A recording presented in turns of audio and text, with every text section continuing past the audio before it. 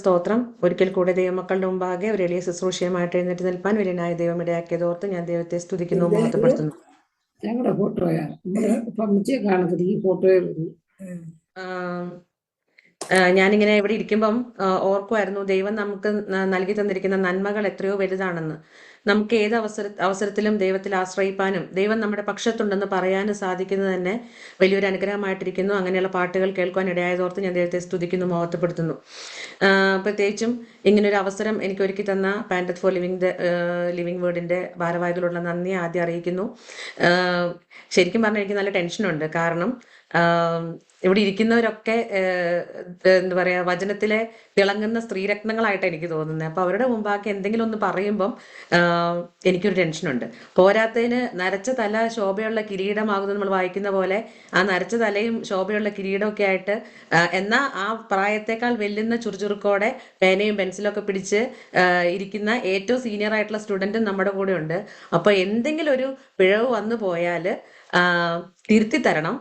ഒരു എളിയ സഹോദരിയോടെന്നുള്ള പോലെ അല്ലെങ്കിൽ ഒരു മോളോടെന്നുള്ള പോലെ ഇങ്ങനെ അല്ലാട്ടോ, ഇങ്ങനെയാണ് ശരി എന്ന് പറഞ്ഞ് തിരുത്തി തരണം എന്നുള്ള അപേക്ഷയോട് കൂടെയാണ് ഞാൻ ഈ കസേരയിലായിരിക്കുന്നത്. ശരിക്കും ഞാൻ സന്ദർഭവശാൽ ഒരു കാര്യം പറഞ്ഞോളട്ടെ. നമ്മൾ കഴിഞ്ഞ ദിവസം കേട്ടു, നമ്മൾ എന്തെങ്കിലും ഒരു കാര്യം ചെയ്യാനായിട്ട് ആഗ്രഹിക്കുമ്പോൾ ഒരു പോരാട്ടം നമുക്ക് ഉണ്ടാവാനുള്ള സാധ്യതയുണ്ട്. അപ്പൊ ഞാൻ ഈ ഷീബ ജോണി ആൻറ്റി എന്നോട് ഇങ്ങനെ കാര്യം പറഞ്ഞു കഴിഞ്ഞപ്പോൾ തൊട്ട് ഞാൻ ആലോചിക്കും എന്തോ പറയണ്ടേ, എങ്ങനെയാ പറയണ്ടേ എന്നൊക്കെ ചിന്തിച്ച് ഇങ്ങനെ നമ്മൾ ഓരോന്ന് ചെയ്ത് ഇന്നലെ രാത്രിയോട് കൂടെ എല്ലാം ഫിക്സ് ചെയ്തൊക്കെ കഴിഞ്ഞു കഴിഞ്ഞപ്പം എൻ്റെ ജീവിതത്തിൽ ഒരു പോരാട്ടം ഉണ്ടായി. അപ്പൊ ഈ പോരാട്ടം വന്നു കഴിയുമ്പോൾ നമ്മളോട് എന്താ പറയുന്നത്? നീ ഇതൊന്നും പറയാനുള്ള യോഗ്യത നിനക്കില്ല, കണ്ടില്ലേ നിന്റെ സ്വഭാവം എങ്ങനെയാന്നൊക്കെ പറയും. പക്ഷേ ദൈവം ഒരുപാട് സഹായിച്ചു. വളരെ സന്തോഷത്തോടു കൂടെ ഇന്ന് നിങ്ങളുടെ മുമ്പാകെ ആയിരിക്കാൻ തക്കവണ്ണം പോരാട്ടത്തെ അതിജീവിക്കാനുള്ള ദൈവികമായ കൃപ ദൈവാടീനെ നൽകി. അതോർത്ത് ഞാൻ ദൈവത്തെ സ്തുതിക്കുന്നു, മഹത്വപ്പെടുത്തുന്നു. അല്പസമയത്ത് ചിന്തയ്ക്കായിട്ട് നമുക്ക് ദൈവവചനത്തിന് മുമ്പാകെ ആയിരിക്കാം. നിങ്ങൾക്ക് എല്ലാവർക്കും അറിയുന്ന പോലെ ഞാൻ അയർലൻഡിലാണ് ഇപ്പോൾ ഉള്ളത്. അയർലൻഡിൽ നേരത്തെ എൽസി ആൻറ്റിയും സാറാൻറ്റിയും ഒക്കെ പറഞ്ഞ പോലെ ഇപ്പോൾ ഭയങ്കര തണുപ്പാണ്. അപ്പോൾ ഈ തണുപ്പ്, ഞങ്ങൾക്ക് സ്നോ ഉണ്ടായിരുന്നു കഴിഞ്ഞ ദിവസം. ഈ തണുപ്പത്ത് ഒരു കാര്യം എന്താണെന്ന് വെച്ചാൽ, ഞങ്ങൾ ഈ തണുപ്പത്തൊക്കെ ഒന്ന് നിന്ന് കഴിഞ്ഞിട്ട് നമ്മൾ ഹീറ്റിങ്ങിൻ്റെ അടുത്തൊക്കെ ഒന്ന് വന്ന് നിന്ന് കഴിയുമ്പോൾ നമ്മൾ പറയും, ഹോ എന്തൊരു ആശ്വാസം എന്ന് പറയും. ഇപ്പം നാട്ടിൽ വിളിക്കുവാണെങ്കിൽ മമ്മി പറയും, എൻ്റെ പൊന്നുമോനെ എന്തോ ഒരു ചൂടാ, ഇവിടെ ഈ AC ഒന്ന് ഇട്ടിരിക്കുമ്പം അല്ലെങ്കിൽ ഫാൻ ഒന്ന് ഇടുമ്പം എന്തൊരു ആശ്വാസം എന്ന് പറയും. നമ്മൾ അതുപോലെ ചിലരെയൊക്കെ നമ്മളൊന്ന് കാണുമ്പോൾ നമ്മൾ പറയും, ആ പുള്ളിക്കാരത്തിന്റെ മുഖത്തോട്ട് നോക്കുമ്പോൾ തന്നെ എന്തൊരു ആശ്വാസമാണ്. ചിലരുടെ ഒരു വചനമൊക്കെ ഒന്ന് കേട്ട് കഴിയുമ്പോൾ നമുക്ക് തോന്നും എന്തൊരു ആശ്വാസം നമ്മുടെ ജീവിതത്തിൽ. ഇങ്ങനെ പല വിധത്തില് നമ്മൾ ആശ്വാസം കണ്ടെത്താനായിട്ട് ശ്രമിക്കുന്ന ആൾക്കാരാണ്. ആശ്വാസം അത് ഭയങ്കര ഇമ്പോർട്ടൻ്റ് ആയിട്ടുള്ള ഒരു ഫാക്ടറാണ്. ഒരു മനുഷ്യ ജീവിതത്തിൽ ഭയങ്കര ഇമ്പോർട്ടൻ്റ് ആയിട്ടുള്ള ഒരു ഫാക്ടറാണ് ഈ ആശ്വാസം എന്ന് പറയുന്നത്. നമ്മൾ ലോകത്തിലേക്ക് നോക്കുമ്പോൾ ഈ ആശ്വാസം കണ്ടെത്താനായിട്ട് ആൾക്കാർ എന്തെല്ലാം കാര്യങ്ങൾ ചെയ്യുന്നു. ചിലർ നേർച്ചകൾ കഴിക്കുന്നു, ചിലർ കാഴ്ചകൾ കൊണ്ടുവരുന്നു, ചിലർ സ്റ്റെപ്പ് കയറി ഇറങ്ങുന്നു, ചിലര് ദിവസങ്ങളോളം ഉപവസിക്കുന്നു, ചിലര് ഉരുണ്ടു മറിയുന്നു, ചിലര് സ്വന്തമായിട്ട് പീഡിപ്പിക്കപ്പെടുന്നു. അതൊരു വശം. അത് ഒരു വശം. മറുവശത്ത് ആൾക്കാർ മദ്യത്തിലും മയക്കുമരുന്നിലും പുകവലിയിലൊക്കെ അടിമപ്പെട്ടിട്ട് ആൾക്കാർ എന്തോ പറയും, ഇച്ചിരി നേരം ഒരു ആശ്വാസം കിട്ടാൻ വേണ്ടിയിട്ടാ ഞാൻ ഈ കാര്യങ്ങളൊക്കെ ചെയ്യുന്നത് എന്ന് പറയും. അങ്ങനെ വളരെ ഇമ്പോർട്ടൻ്റ് ആയിട്ടുള്ള ഒരു കാര്യമാണ് ആശ്വാസം. എന്നാൽ ഒരു ചെറിയ കൂട്ടം മനുഷ്യര് എന്ത് പ്രയാസം വന്നാലും ആശ്വാസത്തോടെ ഇരിക്കുന്നതായിട്ട് നമുക്ക് കാണാനായിട്ട് സാധിക്കുന്നുണ്ട്. ആ ചെറിയ കൂട്ടം ആൾക്കാരിൽ പെട്ടവരാണ് നമ്മൾ എന്നുള്ളത് നമുക്ക് സ്തോത്രത്തോടു കൂടെ ഓർക്കാനായിട്ട് സാധിക്കുന്ന ഒരു കാര്യമാണ്. ഈ ആശ്വാസത്തെക്കുറിച്ച് പറഞ്ഞുകൊണ്ടാണ് 2 കൊരിന്ത്യർ 1-ാം അധ്യായം ആരംഭിക്കുന്നത്. അപ്പോസ്തലനായ പൗലോസും സഹോദരനായ തിമോഥെയോസും കൊരിന്ത സഭയിലെ വിശ്വാസികൾക്കും ആ സഭയിലുള്ള വിശ്വാസികൾക്കും അഖായയിലുള്ള സകല വിശുദ്ധന്മാർക്കും എഴുതുന്ന ലേഖനമാണെന്ന് നമുക്ക് എല്ലാവർക്കും അറിയാം. അതിന്റെ തുടക്കം 1, 2, 3, 4 വാക്യങ്ങളിലൊക്കെ ആശ്വാസത്തെക്കുറിച്ച് ഭയങ്കര ഭംഗിയായിട്ട് എഴുതിയേക്കുന്ന കുറച്ച് വാക്യങ്ങളുണ്ട്. അതിലൊരു വാക്യം നമുക്ക് വായിക്കാം. 2 കൊരിന്ത്യർ 1-ാം അധ്യായം അതിന്റെ 4-ാം വാക്യം. ദൈവം ഞങ്ങളെ ആശ്വസിപ്പിക്കുന്ന ആശ്വാസം കൊണ്ട് ഞങ്ങൾ ഏതൊരു കഷ്ടത്തിലുമുള്ളവരെ ആശ്വസിപ്പിക്കാൻ ശക്തരാകേണ്ടതിന് ഞങ്ങൾക്കുള്ള കഷ്ടത്തിലൊക്കെയും അവൻ ഞങ്ങളെ ആശ്വസിപ്പിക്കുന്നു. വളരെ ഭംഗിയുള്ളൊരു വാക്യം അല്ലെ? ദൈവം അവരെ ആശ്വസിപ്പിക്കുന്നു. ഇവര് ഈ പൗലോസും തിമോഥെയോസും പറയാണ്, അവരെ ദൈവം ആശ്വസിപ്പിച്ചിട്ടുണ്ട്. ഈ ദൈവം നൽകുന്ന ആശ്വാസത്തിന് ഒരു പ്രത്യേകത ഇല്ലെങ്കിൽ അവരങ്ങനെ അത് എടുത്തു പറയില്ലല്ലേ. ഞങ്ങൾക്ക് കിട്ടിയ ആശ്വാസം എന്ന് പറഞ്ഞാൽ മതിയല്ലോ. പക്ഷെ ദൈവം നൽകിയിരിക്കുന്ന ആശ്വാസത്തിന് എന്തോ ഒരു പ്രത്യേകതയുണ്ട്. അതെന്താണെന്ന് നമുക്ക് നോക്കാം. 3-ാം വാക്യത്തിൽ നമ്മൾ എന്താ വായിക്കുന്ന? മനസ്സലിവുള്ള പിതാവും സർവ്വ ആശ്വാസവും നൽകുന്ന ദൈവം. ദൈവത്തിന്റെ ഒരു പെക്യൂലിയർ ആയിട്ടുള്ള ഒരു വിശേഷണമാണ് സർവ്വ ആശ്വാസവും നൽകുന്ന ദൈവം. 50% അല്ല, 70%, 75% അല്ല, 100% ഗോഡ് ഓഫ് ഓൾ കംഫർട്ട്. എല്ലാ ആശ്വാസവും നൽകാനായിട്ട് പറ്റുന്ന ഒരു ദൈവമാണ് അവരുടെ ദൈവം. ആ ദൈവമാണ് നമ്മുടെയും ദൈവം. നമുക്ക് ആശ്വസിക്കാൻ വകയുണ്ട്. നമുക്ക് ഈ ലോകത്തിന്റെ കഷ്ടങ്ങളിലൂടെ മുന്നോട്ട് പോകുമ്പോൾ നമുക്ക് ഈ ദൈവം, സർവ്വ ആശ്വാസം നൽകുന്ന ദൈവം നമ്മുടെ ദൈവമാകിയാൽ നമുക്ക് ആശ്വാസത്തോടെ മുന്നോട്ട് പോകാനായിട്ട് സാധിക്കും. വേറെ ഒരു പ്രത്യേകത എന്താണെന്ന് അറിയാമോ? 2 കൊരിന്ത്യൻസ് ചാപ്റ്റർ 7 വേഴ്സ് 6. 2 കൊരിന്ത്യർ 7-ാം അധ്യായത്തിന്റെ 6-ാം വാക്യം. എങ്കിലും എളിയവരെ ആശ്വസിപ്പിക്കുന്ന ദൈവം. എനിക്കത് ഭയങ്കര ഇഷ്ടമുള്ള ഒരു വാചകം കേട്ടോ, എളിയവരെ ആശ്വസിപ്പിക്കുന്ന ദൈവം. നമ്മൾ ചുറ്റുപാട് നോക്കുമ്പോൾ ഇവിടെ ലോകത്തിൽ എത്രയോ ശ്രേഷ്ഠന്മാരുണ്ട്, എത്രയോ കഴിവുകളുള്ളവർ. ചിലരൊക്കെ അവരുടെ ആശ്വാസത്തിന് കണ്ടെത്തുന്ന മാർഗം അവരുടെ പണം, അവരുടെ പദവി, അതൊക്കെയാണ് അവരെ ആശ്വസിക്കുന്ന കാര്യം അല്ലെ. അവരൊന്ന് ഫേമസ് ആകുമ്പോൾ അവർക്കൊരു ആശ്വാസം തോന്നും. 4 പേര് അവരെ കുറിച്ച് നല്ലത് പറയുമ്പോൾ അവർക്ക് ആശ്വാസം തോന്നും. പക്ഷെ എളിയവരായ നമ്മുടെ ആശ്വാസം എന്താ? എളിയവരെ ആശ്വസിപ്പിക്കുന്ന ഒരു ദൈവമുണ്ട് നമുക്ക്. ആ ദൈവമാണ് നമ്മുടെ ബലം, നമ്മുടെ ആശ്വാസം. എളിയവരെ ആശ്വസിപ്പിക്കുന്ന ഒരു ദൈവമാണ്. ഞാൻ ആ ഒരു വാക്യത്തിൽ തന്നെ കുറെ നേരം സ്റ്റിക്ക് ഓൺ ചെയ്തിരിക്കാനിടയായി. കാരണം എളിയവളായ എൻ്റെ ജീവിതത്തിൽ അങ്ങനെ ഞാൻ ആശ്വാസം പ്രാപിച്ച അനേക അവസരങ്ങളുണ്ട്. ഇപ്പൊ നമ്മൾ ഈ കൂടി വന്നിരിക്കുന്ന അനേകരോട് ചോദിക്കുമ്പോൾ അവർക്കെല്ലാം പറയാൻ ഒരുപാട് കാര്യങ്ങളുണ്ടാവും. ഏഴകളും പുഴുക്കളും എളിയവരുമായ അടിയങ്ങളെ ദൈവം ആശ്വസിപ്പിച്ചു, എൻ്റെ ഇന്നിന്ന കാര്യങ്ങളിൽ ദൈവം എന്നെ ആശ്വസിപ്പിച്ചു എന്ന് പറയാനായിട്ട് നമുക്ക് സാധിക്കുന്നു. ദൈവത്തിന്റെ ഒരു പ്രത്യേകത കൂടെയാണത്. സർവ്വാശ്വാസവും നൽകുന്ന ദൈവം, എളിയവരെ ആശ്വസിപ്പിക്കുന്ന ദൈവം. ഒരു വചനം കൂടെ നമുക്ക് വായിച്ചു നോക്കാം. യെശയ്യാവ് 66:13. നമുക്ക് എല്ലാവർക്കും വളരെ ഫെമിലിയർ ആയിട്ടുള്ള ഒരു വേഴ്സ് ആയിരിക്കാനേ സാധ്യതയുള്ളൂ. നമുക്ക് ഏറ്റവും ഇഷ്ടപ്പെട്ടൊരു വാക്യം ആണിത്. അമ്മ ആശ്വസിപ്പിക്കുന്നത് പോലെ ഞാൻ നിങ്ങളെ ആശ്വസിപ്പിക്കും. അടുത്ത ഒരു പെക്യുലാരിറ്റിയാണ്, അമ്മ ആശ്വസിപ്പിക്കുന്നത് പോലെ ഞാൻ നിങ്ങളെ ആശ്വസിപ്പിക്കും. നമ്മുടെ അമ്മമാരെ ആശ്വസിപ്പിക്കുന്നത് പോലെ മറ്റാർക്കും നമ്മളെ ആശ്വസിപ്പിക്കാനായിട്ട് സാധിക്കില്ലല്ലേ. ഞാനാണെങ്കിലും ഇവിടെ എന്തെങ്കിലും പ്രശ്നം ഉണ്ടെങ്കിൽ ഒക്കെ ഫോൺ ചെയ്യും, മമ്മി ഒരു പ്രശ്നമുണ്ട് കേട്ടോ, മമ്മി ഒന്ന് പ്രാർത്ഥിക്കണേ, എനിക്കൊരു ആശ്വാസം കിട്ടാം, മമ്മി ഒന്ന് പ്രാർത്ഥിക്കണം കേട്ടോ. നമ്മുടെ ആ ഒരു ട്രസ്റ്റാണ് നമ്മുടെ അമ്മ നമ്മളെ ആശ്വസിപ്പിക്കും. നമ്മുടെ ഏത് പ്രശ്നം കൊണ്ട് അവിടെ ചെന്നാലും അമ്മമാരായിരിക്കുന്നവര് നമ്മളെ ആശ്വസിപ്പിക്കും. അതുപോലെ തന്നെയാണ് നമ്മൾ നമ്മുടെ മക്കളോടും അല്ലെ. അവരൊരു പ്രോബ്ലം കൊണ്ട് വരുമ്പം നമ്മൾ അവർക്ക് ആ സൊല്യൂഷൻ പറഞ്ഞു കൊടുക്കും. അല്ലെങ്കിൽ നോ പ്രോബ്ലം, നമുക്ക് ഇതിൻ്റെ ഒരു സൊല്യൂഷൻ ഉണ്ട്, നമുക്ക് ഇങ്ങനെ ചെയ്യാം, അങ്ങനെ ചെയ്യാം. ഇങ്ങനെ നമ്മൾ നമ്മുടെ കുഞ്ഞുങ്ങളെ ഗൈഡ് ചെയ്യുകയും അവരെ ആശ്വസിപ്പിക്കുകയും ചെയ്യും. ആ വിധത്തിൽ നമ്മളെ ആശ്വസിപ്പിക്കുന്ന ഒരു സ്വർഗീയനായ ദൈവം ഉണ്ടെന്ന് പറയുന്നത് എത്രയോ വലിയൊരു കാര്യമാണ്. നമുക്ക് ആങ്കർ ചെയ്യാനായിട്ട്, നമുക്കൊരു നങ്കൂരം ഇടാനായിട്ട്, നമ്മുടെ കഷ്ടങ്ങളിൽ നമ്മളെ ആശ്വസിപ്പിക്കാനായിട്ട് അമ്മ ആശ്വസിപ്പിക്കുന്നത് പോലെ ആശ്വസിപ്പിക്കുന്ന ഒരു ദൈവമുണ്ട്. നമ്മൾ സങ്കീർത്തനങ്ങളിൽ വായിക്കുന്നു, കൂരിരുൾ താഴ്വരയിൽ കൂടെ നടക്കുമ്പോൾ നമ്മുടെ കൂടെ ഇരിക്കുന്ന ദൈവം. യെശയ്യാവിന്റെ പുസ്തകത്തിൽ നമ്മൾ വായിക്കുന്നുണ്ട്, നദികളിൽ കൂടെ കടക്കുമ്പോൾ, വെള്ളത്തിലൂടെ കടക്കുമ്പോൾ, തീയിൽ കൂടെ കടക്കുമ്പോൾ ഒക്കെ നമ്മളോട് കൂടെ ഇരിക്കുന്ന ഒരു ദൈവം. ആ ദൈവം നമ്മോട് കൂടെ ഉള്ളതുകൊണ്ടാണ് ഈ ചെറിയ കൂട്ടം എന്ന് പറയുന്ന നമ്മള്, തിമത്യോസും പൗലോസും നമ്മളും ഇതുപോലെ ആശ്വാസത്തോടെ മുന്നോട്ട് പോകുന്നത്. എന്തിനാണ് ദൈവം ഇവരെ ആശ്വസിപ്പിച്ചത്? അതും ആ വാക്യത്തിൽ പറയുന്നുണ്ട്. നമുക്കൊന്നുകൂടെ വായിച്ചു നോക്കാം. എന്തിനാണ് ദൈവം തിമത്യോസിനെയും പൗലോസിനെയും ആശ്വസിപ്പിച്ചത്? നമുക്ക് വായിച്ചു നോക്കാം. ദൈവം ഞങ്ങളെ ആശ്വസിപ്പിക്കുന്ന ആശ്വാസം കൊണ്ട് ഞങ്ങൾ ഏതൊരു കഷ്ടത്തിലുമുള്ളവരെ ആശ്വസിപ്പിക്കാൻ, അതിനൊരു പർപ്പസ് ഉണ്ട്. ഈ ആശ്വാസം നൽകിയിരിക്കുന്നത് വെറുതെ അല്ല, ഇതിനൊരു പർപ്പസ് ഉണ്ട്. എന്താ? ഏതൊരു കഷ്ടത്തിലുള്ളവരെ നമ്മൾ ആശ്വസിപ്പിക്കണം. ഈ ഏതൊരു കഷ്ടത്തിലുള്ളവരെ എന്ന് പറഞ്ഞാൽ ഇവര്, ഈ പൗലോസും തിമത്യോസും എത്രത്തോളം ഡീപ്പായിട്ടുള്ള കഷ്ടപ്പാടിലൂടെ കടന്നു പോയിട്ടാണ് ഇവരിങ്ങനെ പറയുന്നത്. നമുക്ക് ചോദിച്ചുകൂടെ, നിങ്ങൾ എത്രത്തോളം കഷ്ടത്തിൽ പോയിട്ടാ ഞങ്ങളോട് ഇത് പറയുന്നതെന്നുള്ളത് നമുക്ക് അവരോട് ചോദിച്ചു നോക്കാം. നമുക്ക് വീണ്ടും ആ അധ്യായത്തിലേക്ക് തന്നെ വരാം. 2 കൊരിന്ത്യർ 1-ാം അധ്യായം അതിന്റെ 8-ാം വാക്യം തൊട്ട് വായിച്ചു നോക്കാം. സഹോദരന്മാരെ, ആസിയിൽ ഞങ്ങൾക്കുണ്ടായ കഷ്ടം നിങ്ങൾ അറിയാതിരിപ്പാൻ ഞങ്ങൾക്ക് മനസ്സില്ല. ജീവനോടിരിക്കുമോ എന്ന് നിരാശ തോന്നുമാറ് ഞങ്ങൾ ശക്തിക്ക് മീതെ അത്യന്തം ഭാരപ്പെട്ടു. അതേ, ഞങ്ങളിലല്ല, മരിച്ചവരെ ഉയർപ്പിക്കുന്ന ദൈവത്തിൽ തന്നെ ആശ്രയിപ്പാൻ തക്കവണ്ണം ഞങ്ങൾ മരിക്കുമെന്ന് ഉള്ളിൽ നിർണയിക്കേണ്ടി വന്നു. ഇത്ര ഭയങ്കര മരണത്തിൽ നിന്ന് ദൈവം ഞങ്ങളെ വിടുവിക്കുകയും ചെയ്യും. അവൻ മേലാലും വിടുവിക്കും എന്ന് ഞങ്ങൾ അവനിൽ ആശ വെച്ചുമിരിക്കുന്നു. അവർ കടന്നുപോയ കഷ്ടം എത്രമാത്രമാണെന്ന് ഈ വചനത്തിൽ നമ്മൾ വായിക്കുന്നുണ്ട്. നോക്കൂ, അവർ പറഞ്ഞേക്കുന്ന നിരാശ വന്നു അവരുടെ ജീവിതത്തിൽ. ഇനി ജീവനോട് ഇരിക്കുമോ എന്നുള്ള ഒരു നിരാശ അവരെ ഭയപ്പെടുത്തി. ഒരു നിരാശ വരുക ജീവിതത്തിൽ. നമ്മൾ ഇന്ന് ചുറ്റുപാട് നോക്കുമ്പോൾ ഡിപ്രഷനാണ്. എല്ലാവരും പറയുന്നത് എന്തുവാ? ഭയങ്കര ഡിപ്രഷനാ, ഒരു സന്തോഷമില്ല, എല്ലാവർക്കും ഒരു ഡിപ്രഷനാ, നിരാശ. എല്ലാ മുഖങ്ങളിലും, ചിരിക്കുന്ന മുഖങ്ങളുടെ പുറകിലും ഒരു ഡിപ്രഷൻ ഉണ്ട്. നമ്മൾ ഈ നമ്മൾ ലോകത്തിൽ നോക്കുമ്പം വളരെ ഫേമസ് ആയിട്ടിരിക്കുന്നവരൊക്കെ നമ്മൾ കേൾക്കുമ്പോൾ നമ്മൾ അത്ഭുതപ്പെട്ടു പോകും. ഇവർക്കൊക്കെ ഡിപ്രഷൻ ആയിരുന്നോ എന്ന് നമ്മൾ ചിന്തിച്ചു പോകും. പിന്നെന്തോ അവർ പറഞ്ഞേക്കുന്നേ, ഭാരപ്പെട്ടു, അവരുടെ ഹൃദയം ഭാരപ്പെട്ടു. നമ്മളും പലപ്പോഴും ഇങ്ങനെയാണല്ലേ, നമ്മുടെ ഹൃദയം, നമ്മൾ നിരാശപ്പെടും, നമ്മൾ ഭാരപ്പെടും. പിന്നെ ഒരു പോയിന്റ് കൂടെ ഉണ്ട്, മരിക്കുമെന്ന് ഉള്ളിൽ നിർണയിക്കേണ്ടി വന്നു. അവരങ്ങ് ഉറപ്പിച്ചു, ഞങ്ങളുടെ ഇതുകൂടെ തീർന്നു, ഇനി ജീവിതത്തിൽ മുന്നോട്ടില്ല, ഞങ്ങളുടെ ജീവിതം ഇവിടം കൊണ്ട് അവസാനിക്കുവാന്ന് നിർണയിക്കേണ്ടി വന്നു. അത്രത്തോളം കഷ്ടപ്പാടിലൂടെ പോയത് കൊണ്ടാണ് അവര് പറയുന്നത്, ഏത് കഷ്ടത്തിലുമുള്ളവരെ ആശ്വസിപ്പിക്കുവാൻ വേണ്ടിയിട്ടാണ് ദൈവം ഞങ്ങൾക്ക് ഈ ആശ്വാസം ഞങ്ങളുടെ ഉള്ളിൽ തന്നിരിക്കുന്നത്.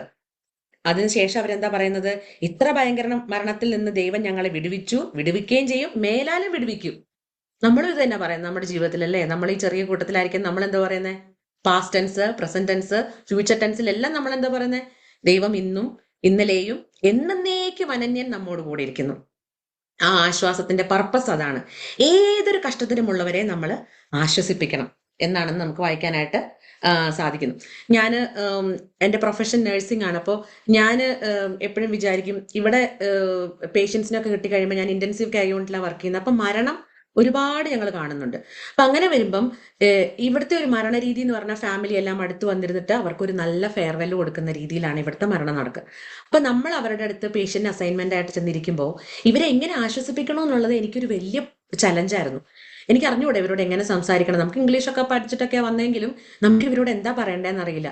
അപ്പൊ ഞാൻ ചിലപ്പോൾ പറയും, എൻ്റെ പപ്പ എന്നെ വിട്ട് കടന്നു പോയപ്പോൾ ഞാൻ എൻ്റെ പപ്പയുടെ അടുത്ത് ഉണ്ടായിരുന്നില്ല. അപ്പൊ ഇത് എനിക്ക് ആശ്വാസം തന്നത് എൻ്റെ ദൈവം ആ ഒരു പ്രതിസന്ധി ഘട്ടത്തിൽ.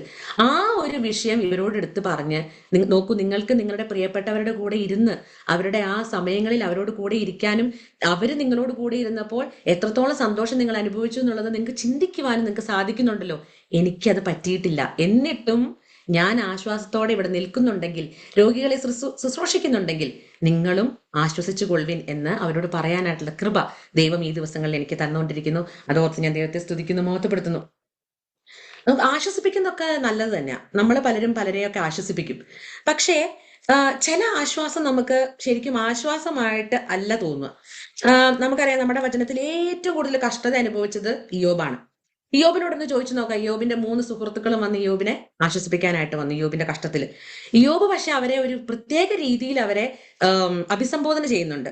ഇയ്യോബിന്റെ പുസ്തകം 16-ാം അധ്യായം അതിന്റെ 2-ാം വാക്യം. ഇയ്യോബിന്റെ പുസ്തകം 16-ാം അധ്യായം 2-ാം വാക്യത്തിൽ വായിക്കുക, നിങ്ങൾ എല്ലാവരും വ്യസനിപ്പിക്കുന്ന ആശ്വാസകന്മാർ. ഞാൻ ഇത് വായിച്ചിട്ട് അത്ഭുതപ്പെട്ടു പോയി. ആശ്വാസം നൽകാൻ വന്നിരിക്കുന്ന ആൾക്കാരെ നമ്മൾ ആരെങ്കിലും വിചാരിക്കോ ഒരു വ്യസനിപ്പിക്കുമെന്ന്? വ്യസനിപ്പിക്കുന്ന ആശ്വാസകന്മാരുണ്ട്. നമ്മൾക്ക് അത് വിശ്വസിക്കാനായിട്ട് ഭയങ്കര ബുദ്ധിമുട്ടാണ്. ഒരു ഉദാഹരണം പറയാം. ഒരു അമ്മയും ഒരു മാതാവും ഒരു പിതാവും 3 മക്കളും അടങ്ങുന്ന ഒരു കുടുംബം. പിതാവിന് വരുമാന മാർഗം തട്ടിമുട്ടിയൊക്കെ അവർ മുന്നോട്ട് പോവുക. അപ്പൊ ഈ മക്കള് മൂത്തത് 2 പെൺപിള്ളേരാ. അപ്പൊ ഇവരെ വളർത്തി ഒന്ന് വലുതാക്കിയിട്ട് വേണം ജീവിതത്തിൽ ഒരു നന്മ ഉണ്ടാകാനായിട്ട്. പെൺമക്കള് വളർന്നു വരുമ്പോൾ അമ്മമാരുടെ ഉള്ളിൽ ഒരു നാച്ചുറൽ ആയിട്ടൊരു വ്യസനം ഉണ്ടല്ലേ, നമുക്ക് പെൺമക്കളെ ഒരു ഭംഗിയായിട്ട് കല്യാണം കഴിച്ച് അയപ്പിക്കണം, അവരുടെ നല്ല ഭാവി കാണണം എന്ന് ആഗ്രഹിക്കുന്നതാണ് എല്ലാ അമ്മമാരും. അല്ല, ആ മക്കൾ നമുക്ക് പ്രിയപ്പെട്ടതാണ്, എല്ലാം നല്ല. പക്ഷേ പെൺമക്കളൊക്കെ ഒന്ന് വളർന്നു വരുമ്പോൾ നമ്മൾ അമ്മമാരായിരിക്കുമ്പോൾ നമുക്കുള്ളിലൊരു വ്യസനമുണ്ട്.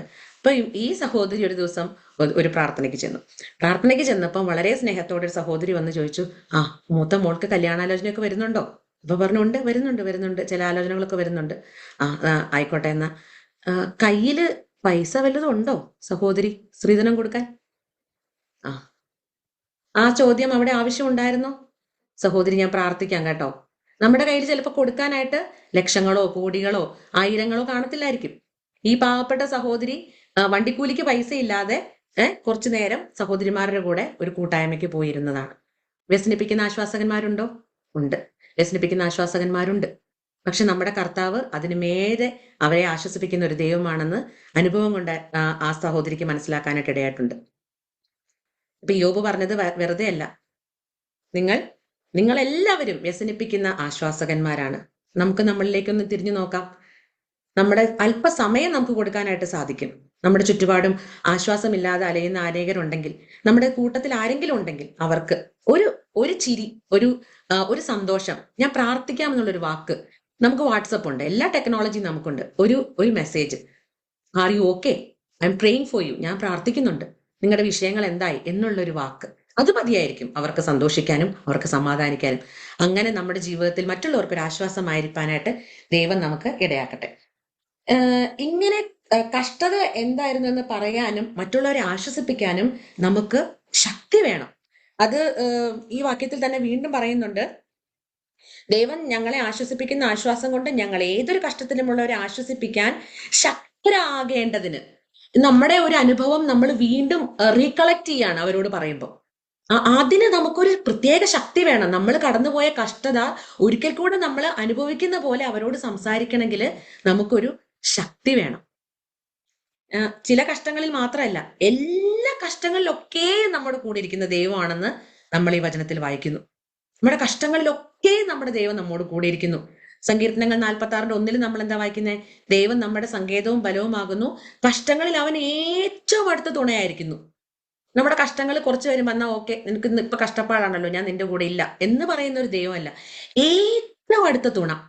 നമ്മൾ കുടുംബമായിട്ട് ജീവിക്കുമ്പോഴും നമുക്ക് ഇൻഡിവിജ്വൽ ആയിട്ട് നമുക്ക് ചില പ്രശ്നങ്ങളും പ്രയാസങ്ങളും ഭാരങ്ങളും ഒക്കെ ഉണ്ടാവും. അപ്പൊ നമുക്ക് ആരുണ്ട് ഇപ്പൊ ചാരുവാൻ? നമ്മുടെ കർത്താവുണ്ട്. അങ്ങനെ കർത്താവ് നമ്മുടെ ഏറ്റവും അടുത്ത തുണയായിരിക്കുന്നു. സങ്കീർത്തനങ്ങൾ 119:71 നമ്മൾ വായിക്കുന്നു, നിന്റെ ചട്ടങ്ങൾ പഠിപ്പാൻ തക്കവണ്ണം ഞാൻ കഷ്ടതയിലായിരുന്നത് എനിക്ക് ഗുണമായി.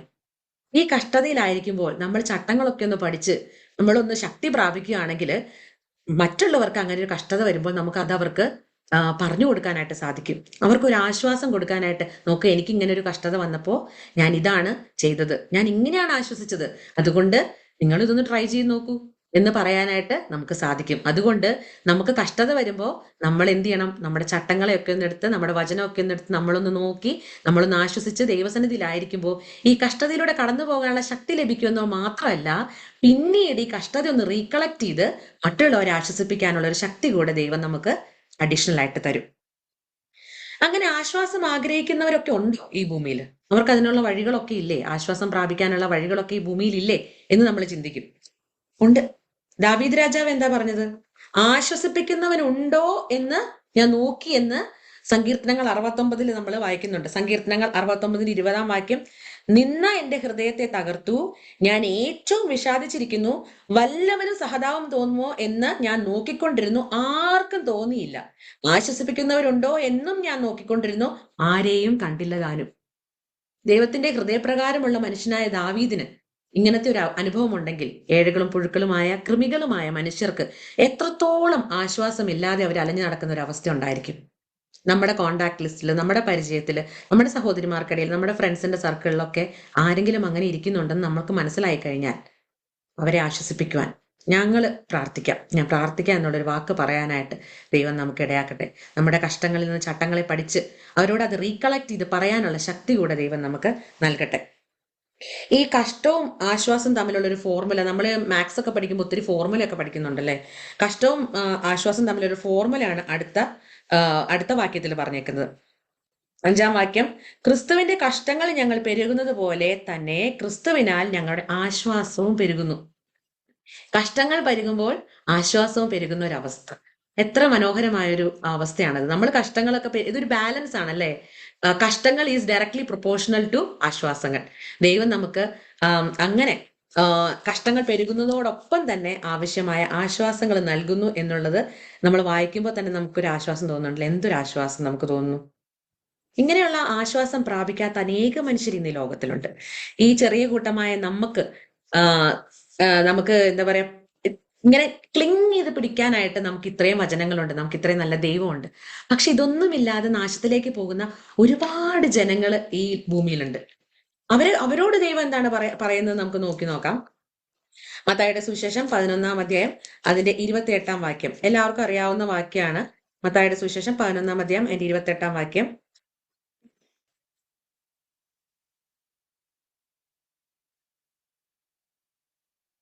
അധ്വാനിക്കുന്നവരും ഭാരം ചുമക്കുന്നവരുമായുള്ളവരെ എന്റെ അടുക്കൽ വരുവിൻ, ഞാൻ നിങ്ങളെ ആശ്വസിപ്പിക്കാം. ഇങ്ങനെ പറയുന്ന ഒരു ദൈവം വേറെ എവിടെ ഉണ്ട്? എന്റെ അടുത്തോട്ട് വാ, ഞാൻ നിങ്ങളെ ആശ്വസിപ്പിക്കാം. എന്റെ കയ്യിൽ നിങ്ങൾക്ക് തരാനായിട്ട് ഇഷ്ടംപോലെ ആശ്വാസമുണ്ട്. ഞാൻ അതിനുവേണ്ടിയാ ഭൂമിയിലേക്ക് വന്നത്. ഞാൻ അതിനുവേണ്ടിയാ കൽവറി ക്രൂശിൽ മരിച്ചത്. നിങ്ങൾ ഇങ്ങോട്ടൊന്ന് വന്ന് എന്റെ സന്നിധിയിലേക്കൊന്ന് കടന്നു വന്നാൽ മതി, ഞാൻ നിങ്ങളെ ആശ്വസിപ്പിക്കാം. ആ കോൾ എല്ലാവർക്കും ഓപ്പൺ ആണ്. അതൊരു ഓപ്പൺ കോളാണ്. നിങ്ങൾ എല്ലാവരും ഒന്ന് അടുക്കൽ വരുവാനായിട്ട് മനസ്സ് വെച്ചാൽ ആശ്വസിപ്പിക്കുന്ന ദൈവം ഇന്നും ജീവിക്കുന്നു. ആ കർത്താവ് ഇന്നും നിങ്ങളെ വിളിച്ചുകൊണ്ടിരിക്കുന്നു. അങ്ങനെ കർത്താവിനെ സ്വന്തം രക്ഷിതാവായി ഏറ്റെടുത്ത് നിങ്ങളുടെ ജീവിതത്തിലെ ഏറ്റവും കഷ്ടത നിറഞ്ഞ ഒരവസ്ഥ, അതിൽ നിന്നും വിടുതൽ പ്രാപിക്കാൻ നിങ്ങൾക്ക് ഇടയാക്കണം. ഏതാണ് ഏറ്റവും കഷ്ടത നിറഞ്ഞ ഒരവസ്ഥ? മരണശേഷം നിങ്ങൾ നരകത്തിൽ അധപതിച്ചാൽ അതാണ് നിങ്ങളുടെ ജീവിതത്തിലെ ഏറ്റവും കഷ്ടത നിറഞ്ഞ കാര്യം. ആ കഷ്ടത്തിൽ നിന്നാണ് നിങ്ങൾക്ക് ഏറ്റവും കൂടുതൽ ആശ്വാസം വേണ്ടത്. ആ ആശ്വാസം നൽകാനായിട്ടാണ് ഈ യേശു കർത്താവ് നിങ്ങളെ ഓരോരുത്തരെയും വിളിക്കുന്നത്. ആ വിളി നിങ്ങൾ സ്വീകരിച്ചാൽ നിങ്ങൾക്ക് ഈ മരണത്തെക്കുറിച്ച് ഭയപ്പെടാതെ ജീവിക്കാനായിട്ട് സാധിക്കും. ഈ ഇരിക്കുന്ന ചെറിയ കൂട്ടത്തിലെ എല്ലാ സഹോദരിമാരും ഉറപ്പുള്ളവരാണ്.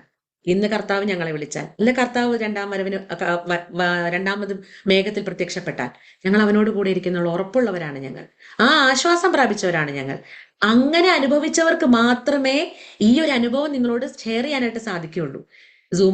ഈ യൂട്യൂബ് വഴിയൊക്കെ എപ്പോഴെങ്കിലും ഇത് കേൾക്കുകയാണെങ്കിൽ, ഞങ്ങൾ ഈ ആശ്വാസം പ്രാപിച്ചതുകൊണ്ടാണ്, ഞങ്ങൾ ഇത് അനുഭവിച്ചറിഞ്ഞത് കൊണ്ടാണ്, കർത്താവുമായിട്ടുള്ളൊരു ഇന്റിമേറ്റ് റിലേഷൻഷിപ്പ് ഉള്ളത് കൊണ്ടാണ് ഞങ്ങൾക്ക് ഈ ആശ്വാസത്തെക്കുറിച്ച് നിങ്ങളോട് പറയാനായിട്ട് സാധിക്കുന്നത്.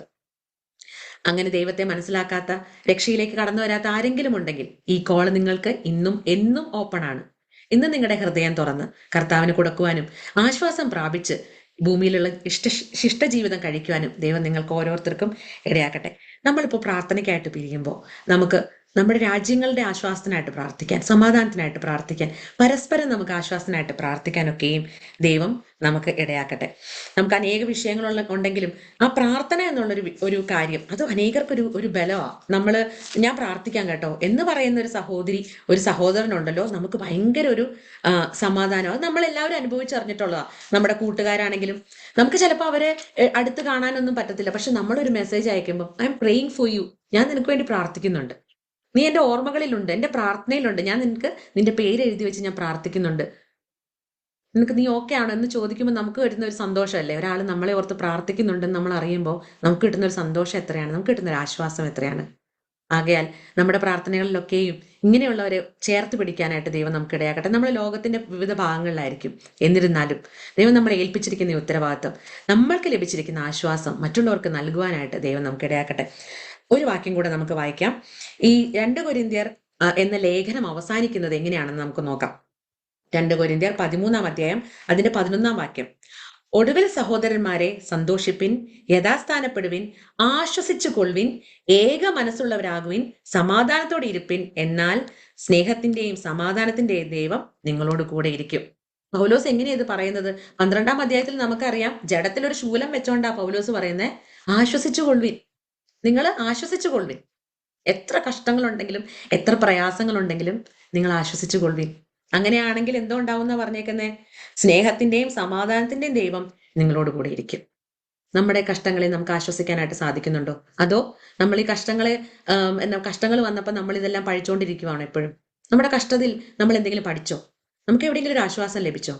ആ ആശ്വാസം മറ്റുള്ളവരിലേക്ക് ഷെയർ ചെയ്യാൻ നമുക്ക് സാധിക്കുമോ? മറ്റുള്ളവരെ ആശ്വസിപ്പിക്കുന്നവരായിട്ട് തീരാൻ ദൈവം നമുക്ക് ഇടയാക്കട്ടെ. ഈ വചനങ്ങളാൽ ദൈവം നമ്മെ ഏവരെ ആശ്വസിപ്പിക്കുമാറാകട്ടെ. ദൈവം നാം മഹത്വപ്പെടുമാറാകട്ടെ. ആമേൻ.